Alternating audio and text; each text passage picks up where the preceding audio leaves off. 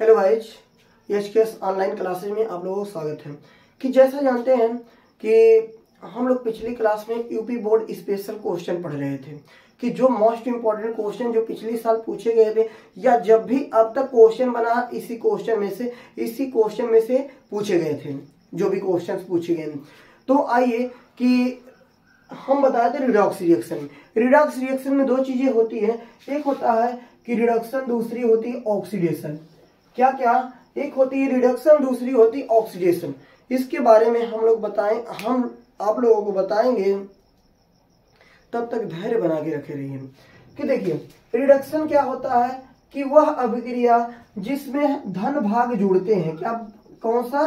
धन भाग। अभी आप लोगों ने सुना होगा कि वह अभिक्रिया जिसमें ऑक्सीजन क्या होते हैं, गायब होते हैं, जिस अभिक्रिया से ऑक्सीजन मुक्त होते हैं। लेकिन आज हम कुछ अलग बताएंगे आप लोगों को, कुछ ध्यान से सुनिएगा मेरी बात को। अगर मैं ले लूं HCl, क्या ले लूं? HCl हाइड्रोक्लोरिक अम्ल है। तो अगर यहाँ पर अगर मैं तोड़ूं तो H2 + Cl2 में बनेंगे।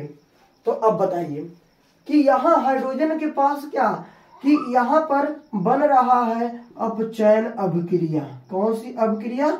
अपचयन अभिक्रिया। कारण क्या है कि अब देखिए यहां से गायब हो रहा है कि जो क्लोरीन है, क्लोरीन के ऊपर होता है नेगेटिव चार्ज।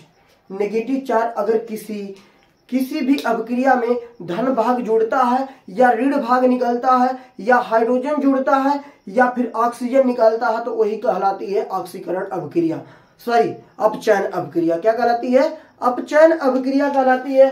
तो यहाँ बात आ गई अपचयन की कि एक और एग्जाम्पल देंगे, उसके थ्रू आप लोग समझ जाएंगे बहुत अच्छी बातें। कि आइए देखते हैं इधर कि अगला क्या है हमारा, कि यहाँ पर हम ले लेते हैं CuO + H2। ये बनेगा कि H2O + Cu। तो ध्यान से देखना आप लोग, कि नहीं तो समझ में नहीं आएगा तो कहोगे आप लोग कैसे आपने बताया, कुछ नहीं होता है। आइए देखते हैं इधर कि यहां देखिए कि CuO से बन गया Cu, कि ऑक्सीजन निकला यहां से। क्या निकला? ऑक्सीजन निकल गया। तो जब ऑक्सीजन निकला है तो क्या कौन सी अभिक्रिया हो गई? अपचयन अभिक्रिया। अब देखिए यहां पर कि H2 से H2O बन गया। तो ध्यान से देखना, H2 में और क्या जुड़ गया? ऑक्सीजन। जब ऑक्सीजन जुड़ जाएगा तो कौन सी अभिक्रिया होगी ऑक्सीकरण अभिक्रिया। कौन सी? ऑक्सीकरण। अब देखो कि H2 में जुड़ रहा, H2 में H2O बन गया ऑक्सीजन। अब ये मत कहना कि ये H2 जुड़ा है, कि H2 जुड़ा है तो क्या बन जाएगा? अपचयन। ऐसा कभी मत सोचना। यहाँ H2 में कौन जुड़ रहा है ये देखेंगे। H2 में ऑक्सीजन अगर आ गया है, अगर ऑक्सीजन आ गया तो कौन सी अभिक्रिया होगी? ऑक्सीकरण अभिक्रिया होगी। ऐसा कंफ्यूजन में मत पड़ना। अगर कंफ्यूजन में पड़ जाओगे, कंफ्यूजी आ जाओगे पेपर में, तो ऐसा मत करना कि कोई कंफ्यूजन लेना। कि साधारणता ये देखना, यहां से ऑक्सीजन गायब हो रहा है तो अपचयन, यहां ऑक्सीजन जुड़ रहा है तो ऑक्सीकरण अभिक्रिया हो गई। तो इसी प्रकार आप लोग आगे कर ले जाओगे। तो ऑक्सीकरण और अपचयन दोनों हमने अभिक्रिया बता दी है। किसी को कंफ्यूजन तो होना नहीं चाहिए, किसी को कंफ्यूजन नहीं होगा। अब देखो यहाँ पर एक होता ऑक्सीकरण पदार्थ, एक होता ऑक्सीकारक पदार्थ, एक होता है अपचायक पदार्थ। कि वे पदार्थ जिनका ऑक्सीकरण होता है वो कहलाते हैं अपचायक कहलाते हैं। क्या कहलाते हैं? अपचायक पदार्थ कहलाते हैं। तो ऑक्सीकरण किसका हो रहा है? H2 का। H2 में क्या जुड़ रहा है? ऑक्सीजन जुड़ रहा, तो ये कहलाएगा अपचायक पदार्थ। क्या कहलाएगा? अपचायक पदार्थ। अपचायक पदार्थ कहा जाएगा। कौन? H2। मतलब कि जिस पदार्थ का ऑक्सीकरण होता है वो कहलाता है अपचायक, और जिसका अपचयन होता है वो कहलाता है ऑक्सीकरण। ऑक्सीकरण हो रहा मतलब ऑक्सीजन निकल रहा। अगर यहां से ऑक्सीजन क्या हो रहा? छूमंतर भग गया। जब भग गया ऑक्सीकरण तो इसका क्या हो गया? ऑक्सीकारक हो गया। क्या हो गया? ऑक्सीकारक हो गया। मतलब ये पदार्थ जिसका अपचयन होता है वो कहलाता ऑक्सीकारक। चुटकी में सॉल्व करके आना, क्वेश्चन मिल जाएगा पक्का। ऑक्सीकरण अपचयन, ऑक्सीकारक अपचायक, ना मिलेगा तो बोलना। मिलेगा, कंफर्म बता रहे हैं। किसी न किसी सेट में पक्का छाप लेना, ये समझ लो। कि अब आते हैं बातें कि ऑक्सीकरण अपचयन हो गया, तो अब आती है बातें, दो ही टॉपिक बची इसमें। एक है रेंसिडिटी होती है, क्या होती है? रेंसिडिटी बोले तो विकृत गंधिता, बोले तो विकृत गंधिता, उसके बारे में चलते हैं, देखते हैं कैसे क्या होता है। बस उत्साह कम होना नहीं चाहिए, बस आप लोगों को बढ़ते जाना चाहिए उत्साह। तो आइए देख लेते हैं उसको, इसी लगे हाथ उसको भी क्लियर करते हैं। ध्यान से देखना कि रेंसिडिटी बोले तो विकृत गंधिता, क्या? विकृत गंधिता।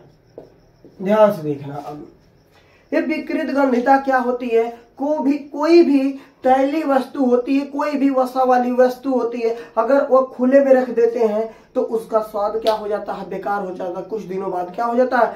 गायब हो जाता है। तो ये कहलाता विकृत गंधिता।